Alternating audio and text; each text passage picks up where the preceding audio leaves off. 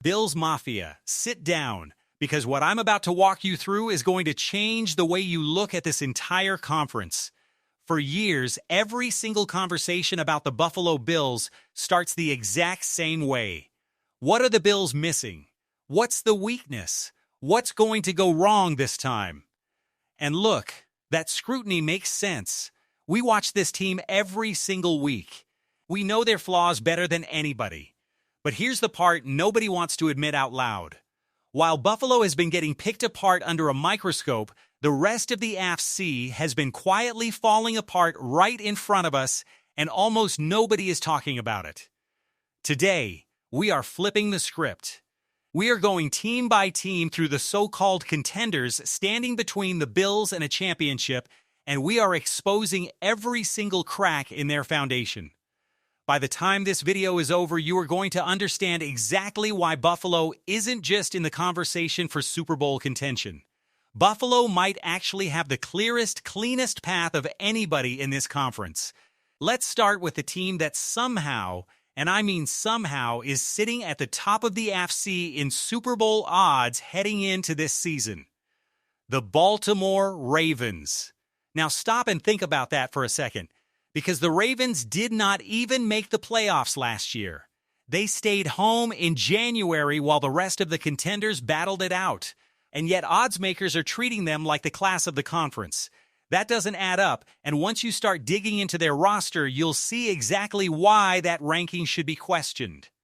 The interior offensive line, a unit that quietly powered one of the most dominant rushing attacks in football, just lost a genuine all-pro caliber player who walked away for a massive contract elsewhere. That's not a minor loss.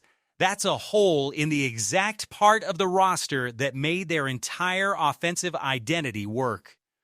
Yes, they added a name to bolster the pass rush, but that addition came only after they whiffed on a much bigger target during a chaotic offseason pursuit. And let's talk about the receiving room, because this might be the single biggest red flag on the entire roster. Baltimore lost one of their most reliable pass catchers to a division rival up in New York, leaving behind a receiving core that, outside of one legitimate difference maker, is stocked with unproven second- and third-year players and a couple of rookies still finding their footing in the league. Yes, there's a tight end in that room. But the lasting memory most fans have of him is a critical drop in a playoff game that directly benefited Buffalo. On top of all that, Baltimore just hired a brand new head coach, a defensive-minded leader who, despite once being on staff there years ago, is walking into a locker room full of players he has to relearn from scratch. And let's not forget, their star running back is entering the twilight of his career at an age where workhorse backs typically start to decline. Add it all up, and the top-rated team in the AFC has more question marks than answers. Now let's move to the team that has haunted Buffalo's dreams for half a decade, the Kansas City Chiefs. This year, for the first time in the entire Patrick Mahomes era, the Chiefs are carrying 3 quarterbacks on their roster. Think about what that actually signals. It's not just organizational depth for depth's sake. It's a direct response to the fact that Mahomes is coming off a significant injury, and the front office clearly isn't confident enough to roll into the season with just one experienced arm behind him. Now look at their schedule to open the year. It is an absolute buzzsaw. One of the toughest opening stretches in the league. And it's arriving at the exact moment their franchise quarterback is trying to shake off major injury rust. That is a dangerous combination. And it doesn't stop there. Their skill position talent has genuinely regressed. Their top young receiver had a deeply underwhelming season last year after getting knocked out for half the year on a brutal hit over the middle. Their other exciting young playmaker has been spending a chunk of his offseason dealing with serious legal trouble instead of preparing for the season.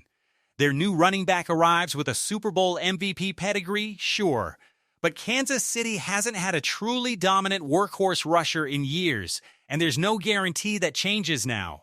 Even their future Hall of Fame tight end is about to turn 37 years old before the season reaches its midpoint, and he hasn't cracked 1,000 receiving yards in multiple seasons. Then there's the defense, the very unit that used to be the backbone of this dynasty. Just a couple of years ago, Kansas City was suffocating opponents, allowing under 20 points a game. Last season, that number ballooned dramatically, a massive, alarming swing in the wrong direction.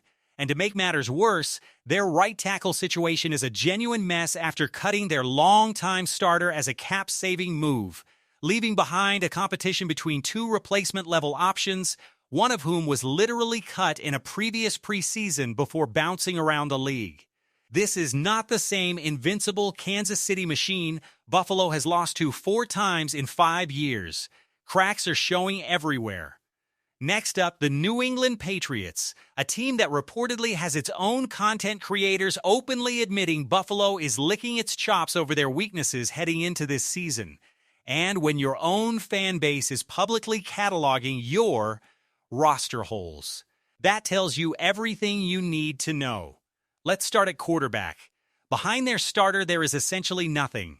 New England moved on from their primary backup, leaving a gaping void behind a young signal caller who, like every quarterback in this league, is one hard hit away from missing significant time. At cornerback, they've got one legitimately strong player, but after that, there are real questions surrounding an aging veteran entering his 30s and a slot corner who still has plenty to prove. Their linebacker room raises even more questions, and while Buffalo has its own linebacker uncertainties to sort through, New England's situation looks arguably shakier. At tight end, the Patriots poured significant money into a blocking specialist rather than a true receiving weapon, a decision that still leaves fans scratching their heads.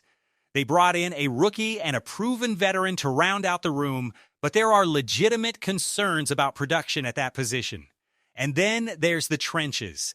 New England's offensive and defensive lines got exposed hard in the second half of last season.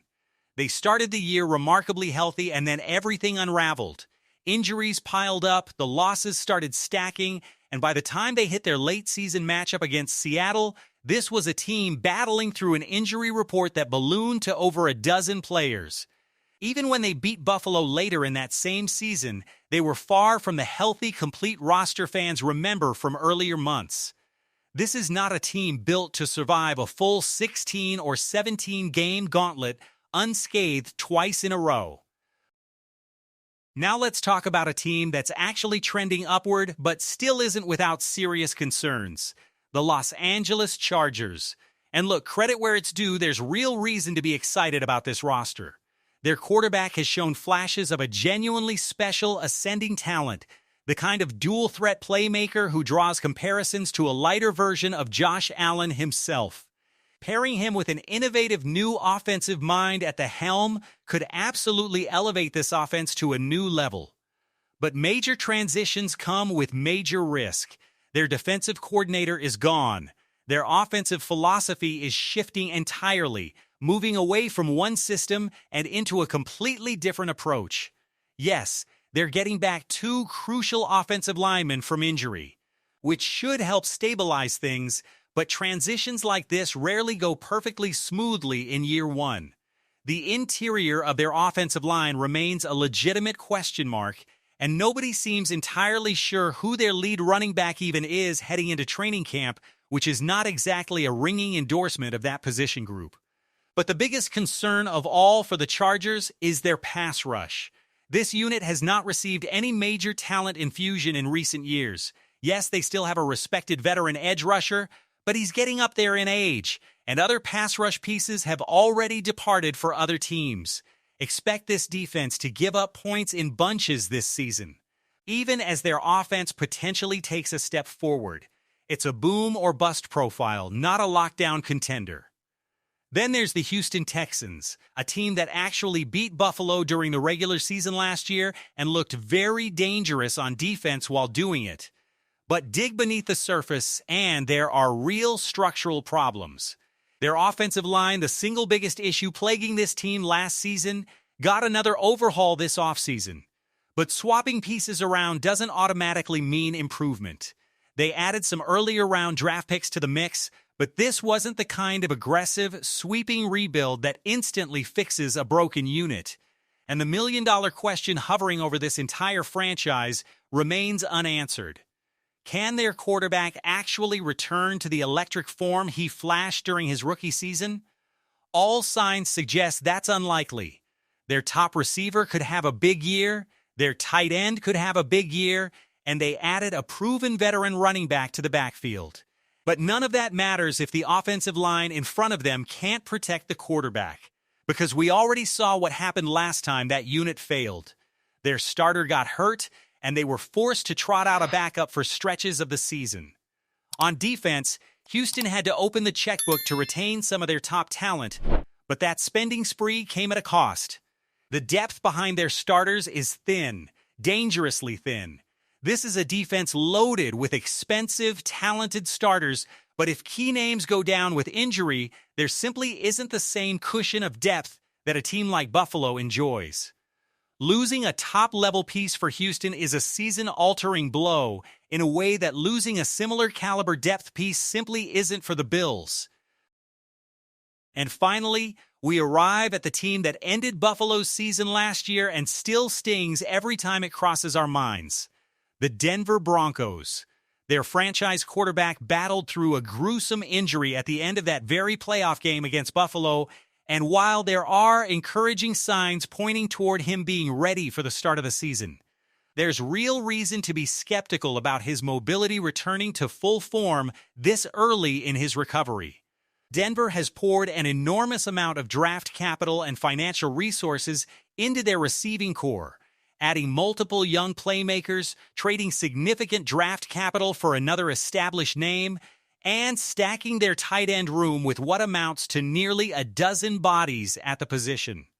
And yet, despite all that investment, this passing attack still lacks a truly dynamic, explosive identity. Yes, their quarterback led the entire league in fourth-quarter comeback wins last season, and genuinely impressive feat. But here's the uncomfortable truth buried inside that stat. A team that consistently needs 7 separate comeback wins to survive the season is a team that is constantly playing from behind, constantly living dangerously, constantly one bad break away from a very different record. Eventually, that formula catches up with you. On top of that, Denver still lacks a consistent, reliable rushing attack. They just committed real money to a running back who, across his entire NFL career, has struggled to stay healthy for a full season. Betting your backfield identity on a player with that kind of injury history is a real gamble, no matter how talented he is when healthy. So here's where we land, Bills Mafia. Every single team we just broke down, the Ravens sitting pretty at the top of the odds board, the Chiefs and their well-worn playoff dynasty, the Patriots with holes up and down their depth chart, the ascending but unproven Chargers, the talented but fragile Texans, and the Broncos riding a wave of unsustainable comeback magic, every one of them is carrying real, tangible question marks into this season. Meanwhile, look at Buffalo. This roster has stayed steady. The talent and depth advantage over teams like Houston is real. The personnel surrounding Josh Allen blows away what's surrounding several of these other AFC quarterbacks. While other contenders are dealing with coordinator changes, aging stars, legal troubles, and threadbare depth charts, the Bills enter this season as one of the most consistent, battle-tested rosters in the entire conference. Does that guarantee anything? Of course not. This is the NFL, and we've watched this team get its heart broken in devastatingly familiar ways for years now. But when you actually stack Buffalo's roster and situation up against the so-called cream of the AFC crop, one team after another, the picture that emerges isn't nearly as scary as the odds board might suggest. The path is there. The opportunity is there. And for once, it might be everybody else in this conference who has more explaining to do than the Buffalo Bills. So Bills Mafia, I want to hear from you. Out of every team we just broke down today, which one worries you the most heading into this season? And which one do you think is more bark than bite? Drop your city and your prediction down in the comments below, because we read every single one. If this video got you fired up and feeling that unbridled Bills optimism, smash that like button right now before you scroll away. Hit subscribe, join this community of die-hard Buffalo fans, and turn on notifications so you never miss a single breakdown as we roll toward the 2026 season. Have a great day, God bless, and as always, go Bills. We'll see you in the next one.